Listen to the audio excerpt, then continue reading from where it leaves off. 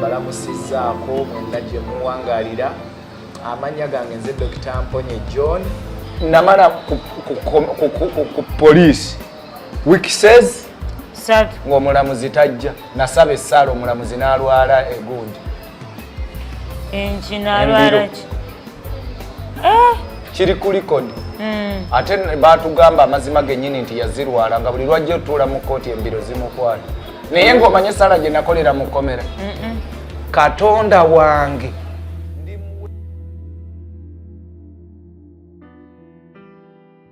Abooluganda Yesu Kristo yeewazibwe, abalabi baffe aba My Testimony Sermon Index. Mwebale nate okubeerawo olunaku olwaleero.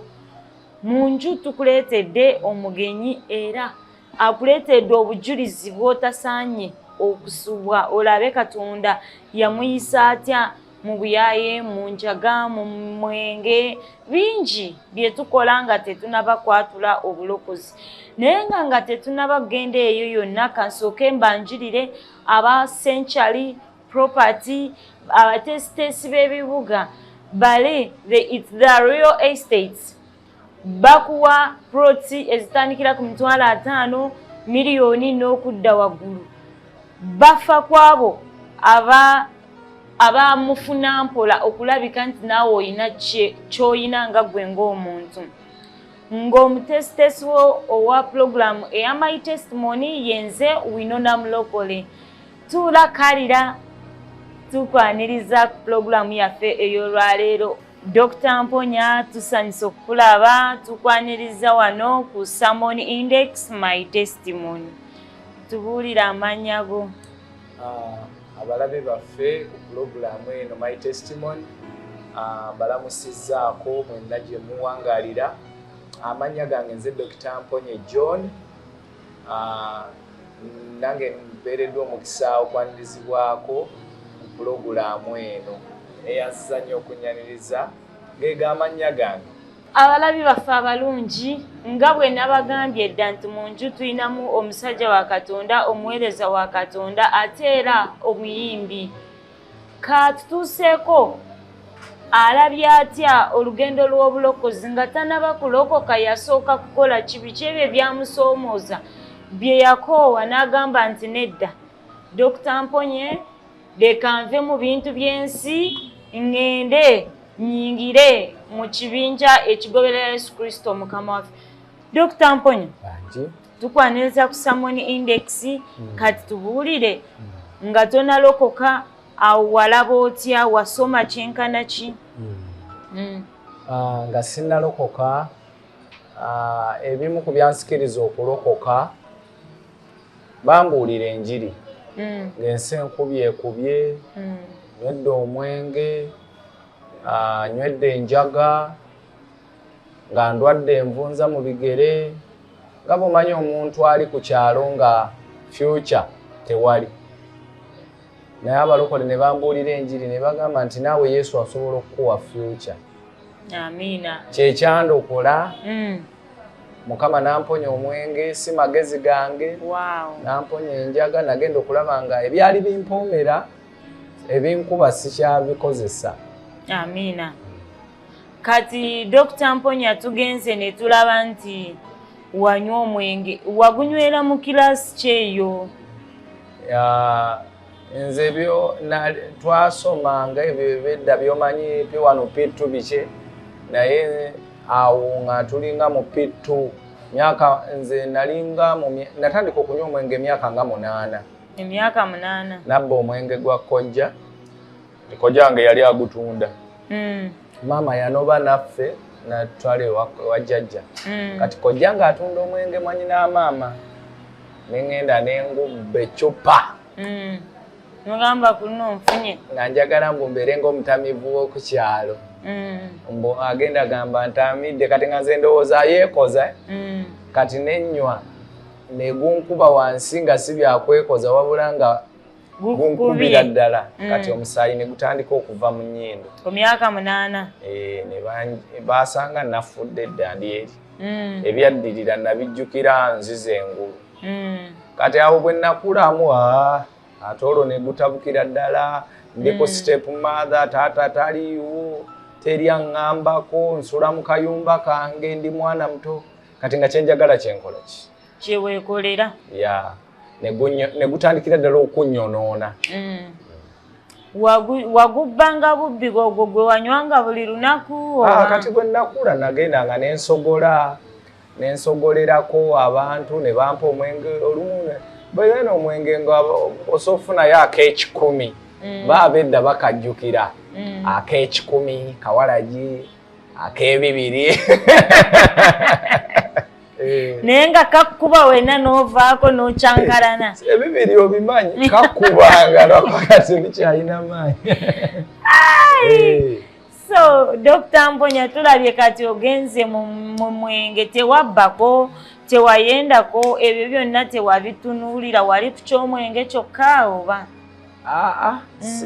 ewaffe ne bwogenda kunoonyereza siinaayo muze gwakubba sabbako n'ebyobwenzi siinaayo kugamba nti no omwana gundi atiggomya abawala bakuno ekyo nayo likodi sigirina n'okulwana naye kyenakulampulira ku nze nga bagamba Muteesa alina eddalu eryo erinnya nalyo tujja ditegeera lwaki Muteesa kati ye Mponye so kakati nga bagamba Muteesa alina eddalu kati nga mbeeramu ebyo bya ddalu kuzannya kola ki okuba abantu abakusumbuwa teri muntu aba n'eddalu nga si mulwanyi ate eddalu lyange teryabeeranga mu kulwana ekyenjukirako n'ekirala kusomera abaana baŋŋambanga nga basibawo akaguwa nti akabuuka n'agenda eri ye musajja kakati ne bagamba bw'olemera eno n'otalumba musajja oli mukazi nze nabeeranga eno nga bampaga kati ligayi ne linsindika ku mugongo ne limbuusa akaguwa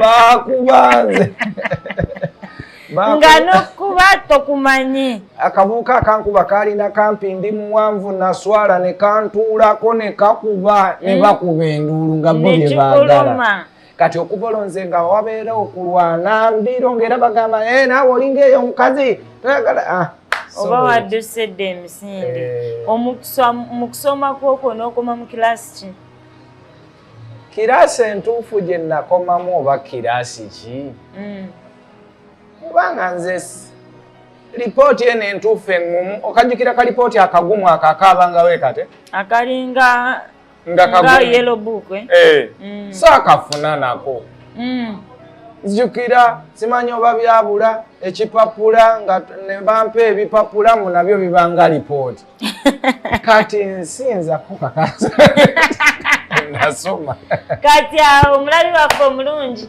ebikwataganye ne kilasi ya Dr. Mponye tubiveeko tetugimanyi tuli mu kunoonyereza biganye kakati olwo Dr. Mponye tulaba ovudde mu mikono gya step mam ojja olokoka otyo oyingira otyo olugendo lw'obulokozi kyaki ejja ku kyalo omusumba baali bamuyita Yobu batandikawo kyaki bakuba eŋŋoma te nali njagala nnyo ndoza natondebwamu okuyimba abalokole nemba joyininga ne batuwa eŋŋoma ne tukubamu awo ate nava mu balokole omwenge n'oguvaako anti nayingira ttiimu nga yo tenywa naye bize awo Dr. Mponye asooka otuzzeeyo katono ku kintu ky'omwenge wali ku mwenge kiki ekintu omwenge gwakutuusa ku kintu kiki kye gwakutuusako n'ogamba bannange ng'oggyeko kiri kye mbagambye ekyokugwa ku kkubo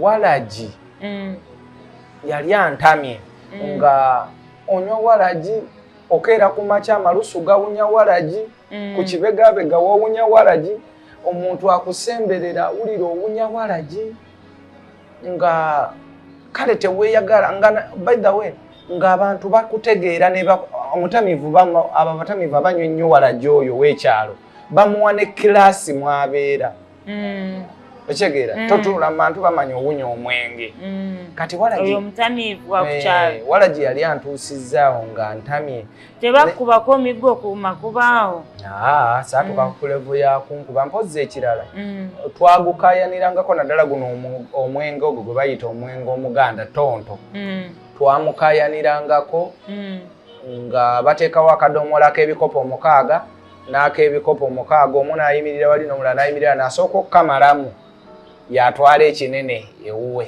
Ngezo z'empaka zaasobola Dr. Mponya. Ezo z'empaka z'omwenge ze nalimu. Kaakati nga nanywa akadomola n'enkakuba wali ak'ebikopo 6 ate empaka zaabanga bwe ziti teri kusirisa. N'oyiwayo lumu. Gwe nali mpakana naye gwamuyita mu nnyindo n'agweri. Kati nze nali nga ndiko ekinywa. Katonda yayamba. Ng'olinako n'ebikunywerako. Abalabi baffe tukyali ku Dr. Mponya ali mu kutubuulira olugero alutambudde atya alusanze atya olw'obulokole naye mu byonna nsaba otuule okalire oyige era onyumirwe puroguramu yaffe nga bw'osheyalinga nga bw'oyogeramu naawe gwe kyoyizeemu. Dr. Mponya kaakati tulaba erinnya ekisooka report tuginoonyeza ebuzi kiraasi ebuzi kati ate gwe Dr. Mponya science kyali awo. Dr. Mponya erinnya lyange nga bw'owulira nti kati oli bamuyita John kati nze lyafuuka linnya lyange baalinkazaako mu studio ndi muwandiisi wa nnyimba nyina omwana gwe nandikira oluyimba mu studio awo baproducer bange bwe baba bafulumya alubamu yange yasooka 28 ne bawandiikako Dr. Mponya kati abaana ku kyaki ne babeera nga bankubakubanga olwali kuba baali bamanyisize status yange nti saasoma kati ne bagambanga musumba wange mbu dokita muzimanyi ye dokita kati mu lwali awo erinnya dokita negenda nga likwata nembyejjako ne bigaana mpaka lwe lyafuuka. Tekiina ngeri kijja ekikwaffectingamu nti oba oli okusooka okuwulira dokita ate n'amanya nti oba okusoma kwo tekwali wala nnyo oluusi tekikusumbuwamu. Kati so waliwo omuntu omu omusumba eyankyalenjingamu n'agamba mbu njamera malala lwaki neyita Dr. Mponya kati ng'olwo bimaze okugenda ku mpewo asikyasobola kulijjayo naye olw'okuba Bayibuli ega nti Katonda akebera mitima omutima gwange temuliimu malala kyoba nakeera ku makya ndyetuume abantu bampe ekitiibwa nze nkugambye lyannemerako nentuuka okulyejjako nerifuukanga naawe boga nti lyerinnya lyo tolina kyakukola ki kyaddokolera kubanga ne gwe baatuuma Namammonde bwe baba nga kitaawo ye yali kutuuma tolina ngeri ki gy'olikola ki gy'olyejjako. So nange erinnya lya Dr. Mponya bwe lityo bwe lifuuka erinnya lyange nendyenyumiririzamu mpozi ekyogambye challenge gye nalifunamu lunaku olumu bankyazaako ku TV emu teboogera linnya lya media ndala ng'oli ku ndala bankyazaako ku TV emu nenva nengaba ennamba zange kati omukyala nankubira nga yamanyi ndi medical doctor n'alyoka ambuulira obulwadde bwonna obumuluma bagenda mujjamu gundi kaakati bambi nempulira ennaku nogamba bannange namunnyonnyola nagamba nfunye dokita omulokole dokita kankeereyo emulago nkulabe nogamba Mukama Katonda ekyaleegi gyensi enfuna mulinnya. Dr. Mponya aliwa nali mutubuulira obuzibu bwe mumutuusaako ku linnya lye Mukama ye yalimuwa. Kati ogenze mu lugendo lw'obulokole kati awo otuuse mu balokole oyingidde ekkanisa otandise na kuyimba kukuba ngoma kukola ki olugendo lw'obulokole olulaba otya? Nze ekkanisa department ez'ekkanisa gye nasooka okuyingira kuyimba nze ne ku bupakasi taata gye yantwala gye nali mpakasa nze buli wembeera omuntu ategererawo nti neiba wange muyimbi kyekizibu kyange oba ndi mu kkubo oba ntambula kakati ku kyaki tebabanga kubuuza nti ate ssebo tukuyingize kwaya wabalagirawo talent nga bo bagamba bugambi yingira. So obulamu bwange obuvubuka bwange kye neebaliza Katonda nti omuvubuka bw'ataweereza Katonda obuvubuka bumusumbwa kuba ensi eba emuyayanira omukozesa byonna naye obuvubuka Katonda bw'antaasa mu buvubuka omwo n'ensi mattuka omwenge n'engwa mu kyaki ekinkuumira mu kyaki buweereza era omuweereza ali eyo omuvubuka bw'omugoba mu buweereza kyaki naye agenda gikolaki agenda givaamu nze kyanywereza mu kyaki nga banetolozezza obuvunaanyizibwa nze nkulira kwaya kati n'owulira nga naawe osanyuse nga ate nabyo bikukwata kati kyaki nenfuuka mwana wa kyaki nyinayo obuvunaanyizibwa kawungeze practice bwe ntyo bwe mbaddewo mpaka kugina emyaka gyendi omuntu eyaliyo omutamiivu asuula ku kkubo naye kati afuna obuvunaanyizibwa ku kyaki yamanye entebe eyamenyese tugenda gitungawa yamanyi buli kintu kaakati era naawe mu buufu obwo ekitali erabirwa nasimako ne ku toyi ya kyaki yaffe eyo mwe nalokokera kiri ku likodi ze nasima toyi ya futi 15 kubanga abantu beeyama bwe beeyama nga nze siyina ssente za kusonda n'ogamba nkolere ki mukama nkolere ki mukama waliwo abeeyamya emiti waliwo abeeyamya kati bane katukoze tutya toyi nagisima ate kati kino kiwedde naye ate toyi nayo yabbeeyo gisima nempanika omukono nze nali nemanyi nsobola abantu Katonda teyanyanjulira okugamba abantu bambi ne banjagala ne bakwatirwa ekisambamba omusajja yeeyamye okusima toyi bandeeteranga obuugi kawunga nsima era abantu ekyo ku kyaki eyo kye babeera banzijukirako olaba ebiseera ebyo Dr. Mponye yasima toyi naye ku lunaku olwaleero asobola okusasula ne bagisima so buli kintu kigenda n'omutango gwakyo bayirawo okusima toyi kiyinza okuba nga kyakugulirawo oluggi lwa feva lunene nnyo mu Bwakabaka so olugendo lw'obulokolawo obulaba otya obw'ekkanisa kubanga emikwano giri tugirese kati tuli mu bulokole obulokole mbuyingidde olugendo lwange olw'obulokole kwaya yezaala leero Mponye artist manyi okusamalize nga nkiddusiza bwe ntyo kwaya kuyimba maloboozi kugatendeka kubeera mu kwaya y'abakyala ya Sunday school y'abavubuka n'ey'abakyala nze zonna nga banneetagamba kubira ebbesi kuza buli wamu nze nabeerangako ng'ogwawo ng'oli bwotye eyaffe ey'abakyala bali bagiyita ey'abatabaazi abakyala abatabaazi tulinawo ambassadors ye yabanga ey'abavubuka tetubaawo awo n'ey'aba Sunday school abatiini eyammwe ey'abakyala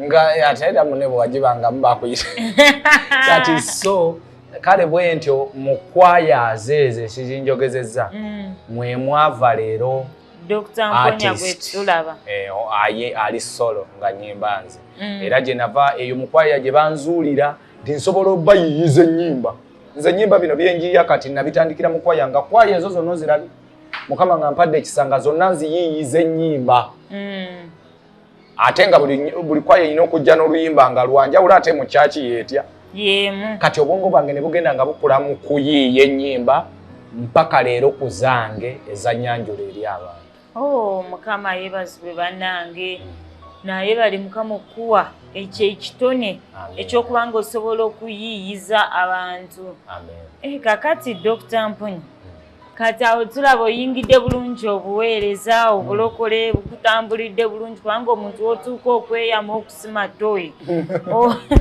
omutima gwe oba oguwaddeyo eri Mukama kakati gwe Mukama ajja kusimbawa abamu Katonda agamba genda ekyotera ompeereze n'ogaana n'akukuba genda wano emityana ku street preaching n'ogaana n'akukuba gwawe otandika otya nze obuweereza nabutandikira eyo ngoma gye twali tupakasa ne muzeeyi gye nalokokera ebyaddala ntandikiddeyo okuweereza nnyingidde kwaya bulamu bwange obw'okuweereza bwonna kyaki yange eyansumbira ebyaddala yali ngoma eyo Bulemeezi Apostles Church kati bwe mbeera eyo muzeeyi wange n'alwala ne tumutwala mu kyalo n'afa bwe yafa ne tumuziika n'enzirayo engoma kuba yali aguzeeyo poloti ate nga n'ekinzizizaayo sipoloti ya muzeeyi nyina obuweereza olwo taata yaffe Kinungi nga ndesse ennyingi obuweereza mwendi ye teyalokoka naye nga nze kyaki emaze okunkwata era kyaki yanyiga nnyo omutima so bwe nzirayo abooluganda tebajja waffe kuziika naye bansondera amabugawo nga nze baabulwa abaleeta nentandika obuweereza nentandika obulamu obupya kati eyo Mukama gye yansanga kati before nga taata tannafa waliwo omusumba eyali yandeetako e Kampala ng'alabye enjiya onyimba waliwo olumba lwange lwe nayiiya yansangayo mu kyalo ne nduyimba mu conference ng'omusumba mugenyi naga mwana nga ali talented yavudde ali eno mu kyalo naye ayiiya bw'ati bintu ne yeeya mabingiyo nandeeta mu kibuga njigiriza firiigi nagamba waliyo n'opportunities zo recordinga nandeeteyo twatuukira Kasangati nogamba nze maze twatuuka e Kampala ne nfuna challenge kusula ku kyaki byokulya byakukkiriza kakati nentoloka n'enzirayo eŋŋoma nogamba wano sijja kubisobola bwe ntoloka n'enzirayo eŋŋoma omuzeeyi walwo ali anaafa n'enzira eŋŋoma kati naye nga mpulira Kampala mwetaaga kuba nalaba nga waliyo ebikwata ku music wange ne ŋŋamba kampa kasente Amanda nfune sente zange ngende Kampala si byakusula ku kyaki mpangise nange mbenga bali babulaza be nalabanga bakeefa bajja ku kyaki nga bava waabwe nga sona asula ku kyaki nengenda Manda awo nga sinayingira Manda nabeera waawo taata yaleka amabanja mu ddwaliro gye bamujjanjaba ne bansiba nali makanika wa zirediyo nkanise rediyo y'omukazi gwe tusaba naye ku kyaki bagibbye ansibisizza kati egyo mirundi ebiri nga simanya binsibya ebirala bansibira awo simanyi nakosezza omwana ewange waka nga houseboy nze nga sirina na sente zikozesa houseboy wange kumbe omwana kasuze waka katolose ku ssomero kati bwe bityo ne binsibisanga nga simanyi lwaki bikola ki bikusibya egyo giri mirundi esatu kati amabanja ganneetoolodde gati nago ne gakusibya nga teganansibyawo gagamakomera nenyingira Amanda kati ebisitole y'okufuna gye natema Amanda ebyo biwanvu ntuukire Manda kati ntemye nali mpezezaawo piisi 10 mwaga nga byonna ebizibu biwedde nga biggwera mu piisi 15 ekikumi kiba kyange ngatunda nenyingira Kampala nga yeddiiru temye emiti gyange mingi n'engalo zino najje Kampala nga zaggwawo nga ziringa ebiti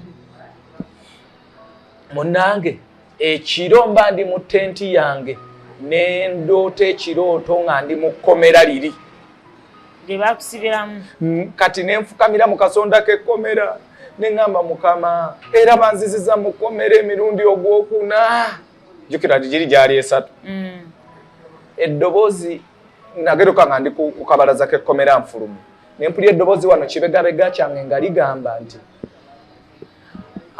bw'otagenda Kampala kumpeereza nkuzza mu kkomera omulundi ogwokuna era mu kirooto nayogera ekigambo kimu amanda gange nenva mu kirooto teyanziramu nawulira okutya nawulira okubeera nga kati okuva mu kirooto awo natandika okubeera nga buli mwempita ndabanga gwe bagenda okukwata okutwalawa omukomera bannange Katonda nga yakunoonyeza akubuza emirembe nagenda okulaba nga buli muntu gwendaba neekanga abasirikale otegere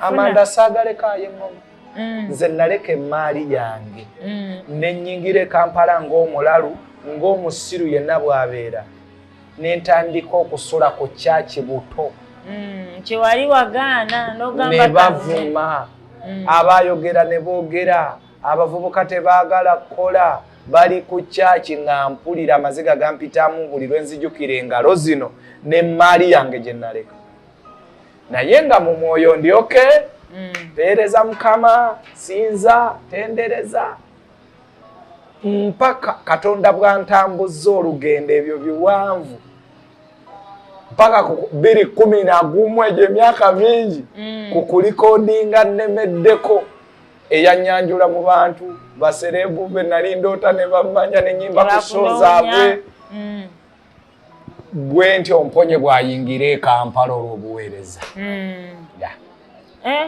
Dr. Mponye wawaayo sadaka wasima tooyi wanooleka Amanda mu kyalo ku lw'obuweereza olwo otuuse kyewadduka wano nti ojje nga gwe babboosi bano abawa kimu kya 10 tugenda kukola kino mpaddeyo 8 Mukama akugamba amalala Dr. Mponye sikola ki sigaagala sooka oterere okakkane ng'obujulizi bwe buba bwanvu mbikutudde nalabira ennaku ku kyaki nga n'ekyokulya kibula naye Katonda kyemujjukirako yaleetanga nga bibyo ebyerayija binamuŋŋoona nze nalaba obugabirizi bwa Mukama ng'ono aba yakazikiza ono n'aleeta emmere waliwo omwami yali wa toni nnyira weggayaza sirimwerabira yagamba Mukama yamugambye andeeterenga emmere ya toni nnyira buli kawungeezi mba ndi mukwaya enjala enzita ng'atuuse n'akabokisi ogamba gwe Katonda tuleyininga kwaya bwe ntunulayo obajja ndaba obajja bannange so mpozi n'ebirala bye sigambye nga mumanyi obujeemu ntuuka e Kampala enjala ennuma mikwano gyange bahenule baŋŋamba n'emponye muvubuka nga gwe wandifunye omulimu n'okola bote bamanyi nti omusajja ngobye erimbiro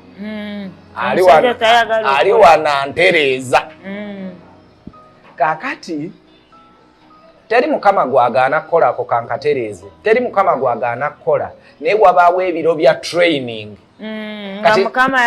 kati nga bw'olaba amagye kankubuuza ekibuuzo amagye ebbanga lye gamala mu training gaba gakola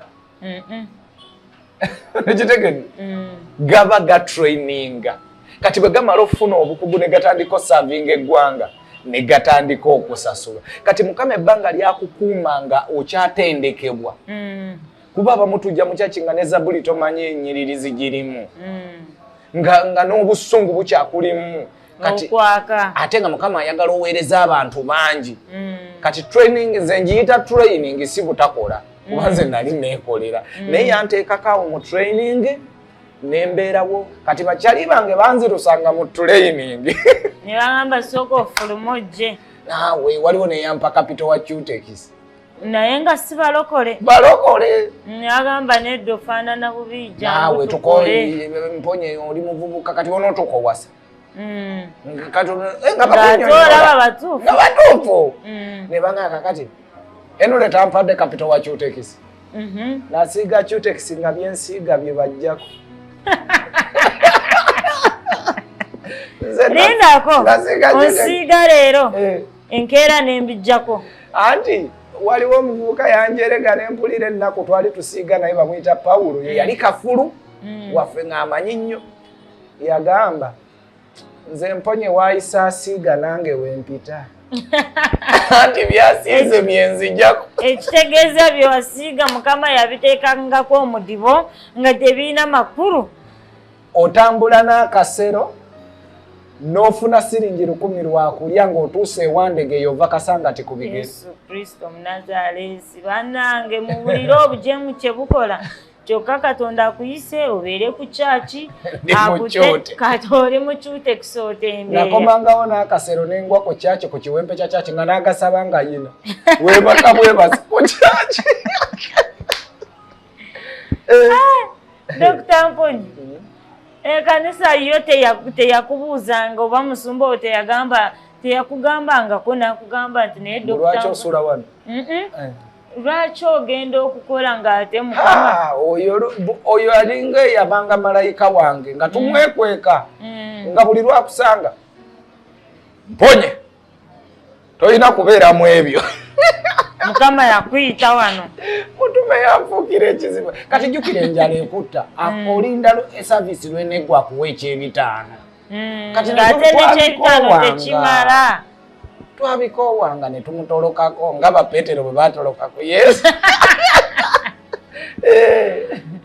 gwe bannange nze eyalaba nga Dr. Mponye oli mukukolera 5 kubanga olaba byebimu eri wakoleranga 100 ate wano olinda 5 ng'ate n'oluusi bakuwangayo ekyokumanyi omuntu eyeekoleranga akasenteko n'obaamu n'emitwalo 3-4 n'otuuka ku levo ng'olinda mutume savisi bweneggwa akuwa 5 omanyi kyekitegeeza omuntu eyali akutteko ssente anti wali twagiyise dda training kati training yanchallenginga eyo so bwantyo Mukama bwe yanzijayo kati ku kyaki okwo kwe nawandiikira nnemeddeko olwo oluyimba olwanzija ku kyaki nnemeddeko ye yampangisiza enju nemeddeko ye yanyanjula nenyimba ku kisho za Passa Bugembe nemeddeko nangatako ba Joseph Segawa kati ngoma bwe yandaba nankwata ku mukono n'atandika okuntambuza bw'aba tannayimba n'ensookawo naddamu okulinda ekinusu kya mutumu nga kati ofuse serebu nga tokyayagala kumanya olwo wali otyayerekanisa awo fulumye bwentyo bwe nva ku kyaki nasigala mbeera mu masquire naye nga weekend swi ng'oweta oluyimba olwo lwajja naye ebaza Mukama twebaza Mukama eyakuyiseeyo yonna bujulizi ky'obulala bw'ogamba nti naye bannange mumukyali awo naye singa teyali Mukama wano sandiiseewo era kino Mukama ye yakikola kati obujulizi era katubuve step by step nyingidde kuba waliwo gwe kiyinza okugasa ntandise okutambula n'oluyimba olwavudde ku kyaki kati Mukama amugaseko emikwano naye waliyo challenge ku buli step kuliko era challenge zaawo maze okuwangula ekyo ssula ku kyaki waliyo rent okulya amasanyalaze waliyo okutambula waliyo obuwala bakututte erw'ebitakuli mu lukuŋŋaana ekyenjojo tofunye transport naye nga gy'emikwano egikuyisa ogifunye okitegedde bakuyise nayo entambula kati challenge na Bayibuli egamba nti ebibonyoobonyo by'omutuukirivu bye bingi naye ekyessuubi kye kino nti Bayibuli egamba nti Mukama amulokola mu byonna recording teyali nnyangu funa recording nabyo biwanvu naye ebyo byonna twebaza Katonda nti mu byonna kye nsobola okugamba omuntu oyo atulaba my testimony nti bw'obeera mu kifo Katonda wakugamba okubeera ebikukuba tebikumalaawo bikukuba ng'era abalala bwe bibasakata naye gwe bw'oba oli mu kifo Katonda wakugambye okubeera bikukuba naye tebikumalaawo oba oliawo singa najeemera eŋŋoma amakomera gandi mmazeewo so biwanvu kubanga nali njeemye waliwo enkuge bwe bansibira namala ku poliisi wiki says ng'omulamuzi tajja nasaba essaala omulamuzi n'alwala egundi kiri ku likodi ate baatugamba amazima gennyini nti yazirwala nga buli lwajja otuula mu kooti embiro zimukwata naye ng'omanye essaala gye nakolera mu kkomera Katonda wange ndi muweerezaawo omulamuzi tajja okunsalira bantwale nime mu prison mulwaze embiro okimanye kiri mu mateeka ga Uganda ku poliisi olina okumalawo essaawa ezitasukka 24 gwe n'omalawo wiiki 3 omulamuzi buli lwajja yajjanga lwakubiri ng'alwala embiro nga Mponye oweera Katonda obujulizi mukomera Katonda abamu ku baweereza ba Katonda mubalaba bulabi naye eggulu lyeri bataddeko obukuumiriti nkulaba ye atambula ng'omuntu omulala naye ng'aliko bataliyani nabeerangawo naye nga kyeka nnyina obukuumi obuli ku lwange amiina tulaba Dr. Mponya ali mutubuulira engeri gy'atambuddemu olugendo alulabya atya aluyiseemu ati Dr. Mponya nina kye nninza ombuulire ky'otanaba kukwatako mu ebyo tewawasaako tewazaalayo tewakola ki kakati mbadde nkugamba kati nga bw'omanyi nti nkujja eri ku kyaki Mponya ayingidde obuweereza ntandise okuweereza olwo n'ennyumba nali nsulamu y'ebiri bwe ntuuka mu nnyumba ey'emitwalo 6 omukazi saamukwanira mu nnyumba ya mitwalo 6 namukwana ndi mu kikalina kya jaasi nga nsula wansi ku kapeti. Jasani. Mukwano gwange baali bamuyita jaasi nandekera kikalina n'agenda e Rwanda. N'ogamba wano kalina bawedde bafudde. Nali sigenda kuwasa, nali sigenda wasiza mu kiyumba kya jaasi. Nali ntandise relationship Katonda ajja kukola mpenju. Oli mukukkiriza. Bano abantu abatalina wakusula toyina mufaliso toyina kinaye Katonda ajja kukola. Ya. Nga Christine Mulumba. Yali awo sigalo. Christine tukutumirako. Nga Kulisi Mulumba akawala nkaagala. Ebyo nno byenjogerako bya 2013. Kubanga twewasa 2014. Naye oba 2010 na gumu eyo gye twetandikira. Oba 2010 kubanga mu relationship twamalamu emyaka 3. Nga nkyazogana n'obuweereza n'ensola tewali kati ng'ate nga nabyo bwe bidireyingamu awo okitegere nga byekwata endongeze ntambula mpeereza naye ng'amaanyi agasitukira mu kulisa ntwala ewaabwe muleete nga tegaliiwo nga toyina mwasirizi toyina wakutandikira nga mubuweereza nfunayo zaakulya nakusasula kayumba ka migga egi migga ebiri nga temulina bintu kyokka oyagala kulisa Kulisi mugambe naye nga ffenna tetupapa naye amanyi era mbigambe yavuka bali eyo nti omukyala gofunye mugambe byoli tomulagale wakyaliwo mbu wajja kugamba mpaso ntwala awo waliwo TV nze Kulisi yali amanyi ekiyumba kya Jasmine nali nkolaki wadde ng'okumutwalayo nasiba mutima ng'engoga kubanga yambuuza obuliri osula bwanga sibulaba ne mugana bwanisi naye nga tebuliyo nga tewabwanise nakuwanika tebuliyo so bwentyo bwenfuna omukyala mu kyaki ne muwase waabwe bamuzaala buyikwe myaka ne gitambulira ddala tumaze emyaka 10 kati Kulisi omukuba mpeta omutwala butwazi okola otya process yonna ngikuwe nkyala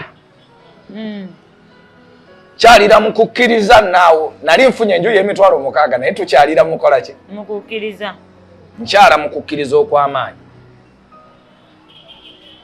Katonda akola ebyamagero nga tukyali babulazaddewo kye bankolamu ku kyala natwala ebbasage ya mitwalo 10 nga ngenda kuwa taata yekka nga toyagala kumanya ngenze ntutte n'ennyama mu kagundi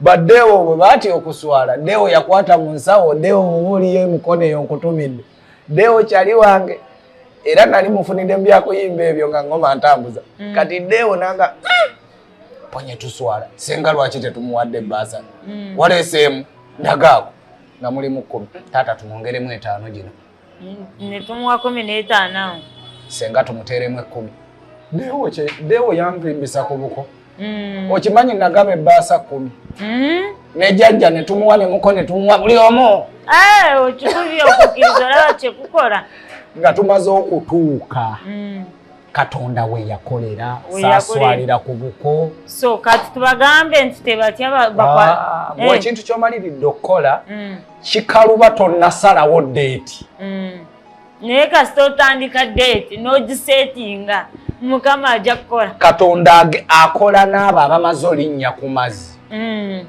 bano abakyagamba ninyayo natandika ntya sezaala wange namutuukirira ntya Katonda takolagana na muntu atatandise naye abatandise bamunyumira ate tabaswaza amiina olwo ofuna empeta oba empeta egaana nkyadde mu kukyala gye nalangiririra okwanjula n'embaga ng'okwanjula kwa Lwakuna embaga ya Lwamukaaga amaanyi ge walaba wali nga toyinza butabyogenda nabo okyogedde olinga eyaliyo nga ndowooza baddewo kye bagenda okunkola mu kwanjula baddewo tebajja na mu meeting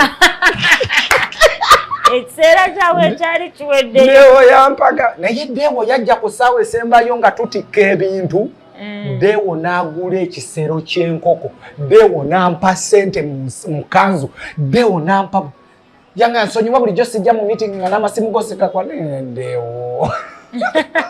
N'akola nga malayika asembayo. Jigera nali bayire Katonda bw'alaba ng'obwesige bwo obutadde mu nnyo. Katonda bw'alaba ng'obutadde amaaso gatadde ku muntu amuggyawo. Bw'amala omumuggyawo awo amaaso n'ogazza eri waggulu n'alyoka akwanukula. So amaaso tugajje ku baana b'abantu. So kwanjula kwa Lwakuna, embaga ya Lwamukaaga, ka stress kaali waawo naye byonna byaggwa bulungi. Keeke yange nali manyi sigenda gisangayo, nali nakoze order ya keeke ya jita nagisangayo. N'ebyamagero bye nasangayo ge mataalanga gano nali saagakoze order kubanga ab'amataala nabagamba mubireke temugaleeta oba bamunzikize beere nga ssente zimpedde nagasanga bagaleese. Oba entimbe zaavawa zino ozimanyi zi projector nayingira ndi ku bisengeko. Ffe twava kutugatta nga tetumanyi kiri ku reception oba waliyo akameeza. Ekikulu nga mwe mugamba namaze dde okufuna empeta yange. Okitegedde? So stress yali y'amaanyi mwawo, meeting tezijjaamu bantu. Omanyi meeting ogijjamu 12 ate nga n'ozirya. Ng'obadde onoonya na kyakulya. Meeting ogisasudde emitwalo 3 buli lw'otuulawo. Evuddemu 12 z'otunze mu swiiti ate ze zikuzze gaya. Katonda wange omulungi. So ne byonna byaggwa. So twebaza Katonda lwe lugendo lwaffe. Olwo kati olinayo ku baana? Bameka? Nina abaana 3. Miriam, Nicholas, Gloria.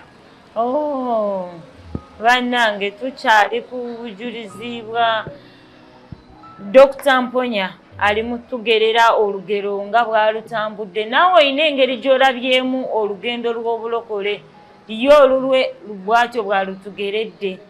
Kaakati Musumba Mponye oli musumba?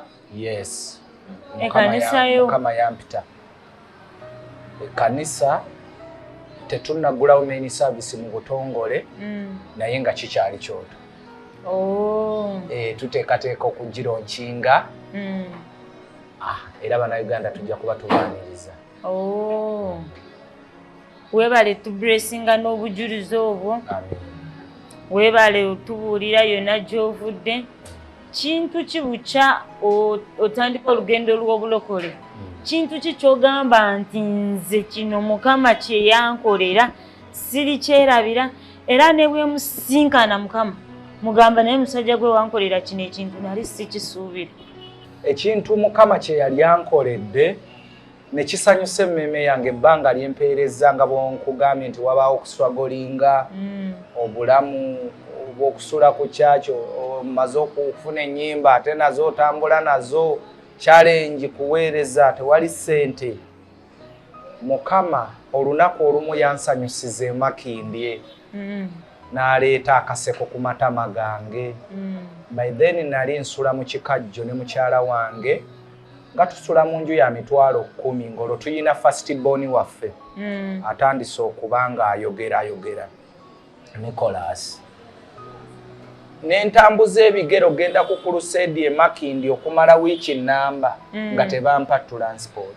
Naye nga bulijjo awo wendaga oyo omusajja ampa transport asoba mitwalo 32 yanteeka ku challenge nga tampa yadde 10. Omwana wange najja yagwa ku sigiri ne mulaga n'ebifaananyi n'aseka buzenanga Mukama amuwonye. Crusade ng'erina otambula weeks 2. Ate nangamba n'eyokubiri nkwagala. Nandekesa n'ebivulu bya Easter bye nayina eyo mu Western wawa. Nangamba nkwagala wano Crusade n'eŋŋonda. Ku Sunday esembayo Crusade ez'ewiiki 2 ziggwe. N'abuulira enjiri siri gyerabira. Yagamba nti Katonda ayina ekintu kyo nga waliwo akikkuumira. Ali eyakiyoyoota bwe kaba kayumba akasiiga langi naye nga kako. ye tamanyi nti ayoyotera gwe bweba mmotoka agi yenna agikyusiza ne kakala yenna agifuuyira naga kati awaba bulira bati bonna bakuba endulu naga kati nga n'olwaleero Shamim muwala we gwe yayita genda oleete kaadi ya Mponye amba kaadi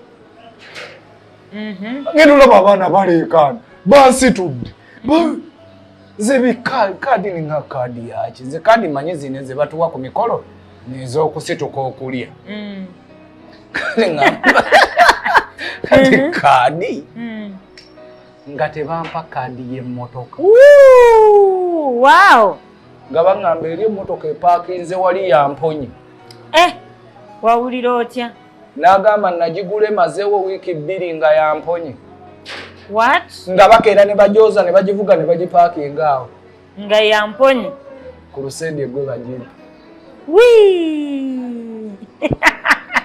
nzizeemu kibuuzo nti mukama olwo kirabika nti ku sayidi y'omulala motoka yali ya miliyoni nga 12 kiyinza okuba si kinene kuba ye yali aguzeeko eya 3 oba 4 okitegedde naye ku lwange yali atambuza ebigere nga gwe mulundi gwange ogusoose bannange yali jackpot kiri kyali kinene kubanga okumanya nawungamu nakubira badduleeva 4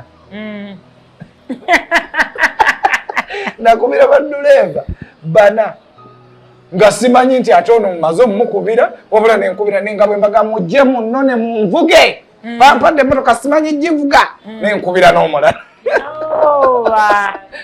so Mukama yankolera akawungezi ebbanga lyentambudde nga muweereza nga bamanyi bakyala babaweereza mukyala wange yayinamu ngera aba mugumu omunnyonnyola mpeereza Katonda ye yanzija mu manda n'agaya amiina naye ng'atuuka n'akoowa olugendo naye Mukama yatukolera ekyamagero ekyo Kristine n'addamu amaanyi namukubira essimu yali yeebase teyakikkiriza kubanga nzijukira twasoma obugambo obuli ku kaadi mpaka obudde okukya nga tetujje buli kamu ne tukasoma nini namba biki byonna nga Mukama yatwewuunyisa yabasanyusa bingi nnyo byankoledde ampadde obulamu antaasizza obubenje naye n'ekyo ampadde emikwano kati nga mmwe kwegamba so kyemmwebazaako ekyo nti mu byonna byakoze yankolerayo akawungeezi ako era n'omuntu oyo atulaba ku my testimony buli lwempa obujulizi bwange ombaako omuntu gwensabira Katonda olunaku olumu akolereyo akawungeezi akusanyuse sikwewaaniddeeko nti bampa emmotoka naye naawe Katonda akolereyo akawungeezi oseke bakwa emimwa gyo bagisike gibunire nga tegibunira oseke enseko mu linnya lya Yesu ndowooza owulidde obujulizi bwa muganda waffe Dr. Mponya gy'ayise nti byonna bambi kubadde kugonda kubadde kukola ki olugendo lw'obulokole luno teruba lwangu osula ku kanisa tolina kyakulya Mukama tayagala okole munange togwa mumaanyi togwa musuubi wabaawo akaseerako era waliwo ensonga lwaki Mukama akukuumidde awo waliwo ensonga olaba Dr. Mponya ebintu bya Mukama bigenda n'okugonda bw'olabira ddala sitole ya Musa singa teyali eri omanyi gye yali walinga nga bwe wandigambe nti ewasizaalawo gy'okola naye Mukama sooka n'akuteeka mu kantu koolaba nti gwanyoomebwa awo n'alyoka akusitula so gwe wenna ali eyo naye ng'oli mulokole ng'owulira amaanyi onafuye olaba tebitambula olunaku lwo gye luli togwamu maanyi togwamu suubi Dr. Mponya tukwaniriza neera tukwaniza era tukwagadde wano okutuweesa omukisa ku my testimony index mbadde nsaba otumireyoko ku bantu era nga obeeko kyobagamba sisobola kuva ku my testimony nga sibawaddeemu akapera kubanga nze gwe mwakyazizza ndi muyimbi nze yankyusa ye Yesu yennyini ate si wa budde buli ne kaakati akola bannange Yesu ono omusajja wa pawa gwe yansuuza omwenge ogwantunuzanga endali omwoyo yaleeta enjawulo omwoyo yaleeta enjawulo abantu beebuuza kikolo kambiteekemu kkono akatinko bino ebya Yesu leka mbigattemu akatinko bwabwerere n'endala nnyingi so bannange mbaagala nnyo mwebale kunjagala mwebale kunkyaza Mukama bawe omukisa ntumirako mwenna abalabi ba my testimony mwebale kugoberera mukutu guno bannange mwongere okugoberera mwongere okusheyalinga mufune ng'obubaka obulungi bwe bafuna ku page eno Mukama bampeera omukisa ntumiddeko mikwano gyange mwenna ntumira Winona oba kwoli olaba yono yennyini atudde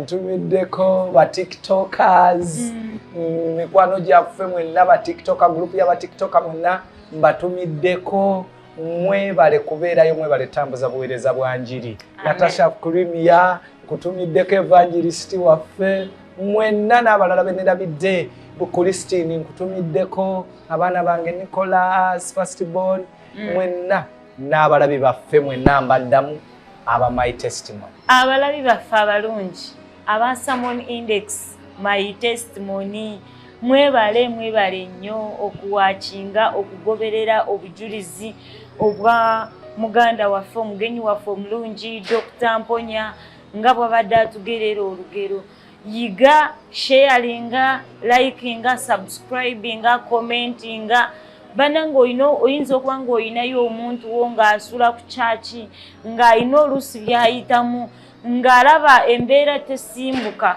osobola omusheyalingirako kano akantu n'omugamba nti guma n'omunyweza bw'ayisaamuko ku maaso awulira nga naye ate essuubi likomyewo n'ekirala neeyongera okubajjukiza aba Century Properties abo bakola the real estates nga g'oyagala ettaka eritandika ku mitwalo 50 mpaka ensawo yo weekoma bano batesitesi ba bibanja ebitesitesi ba bibuga bakola amataka amalungi agalimu n'obwenkanya agataliimu bubbi so gwe wena yeetaaza ettaka jangu otuukirire bajja kuba bakutuusaako kyennyini ekituufu ky'oyagala nze omutesitesi w'olwaleero nsigadde yenze Mami Winnie mbagala nnyo gospel tiktokers Natasha Kurimia omwami wange omulungi eyampasa nkwagala nnyo every day and night I love you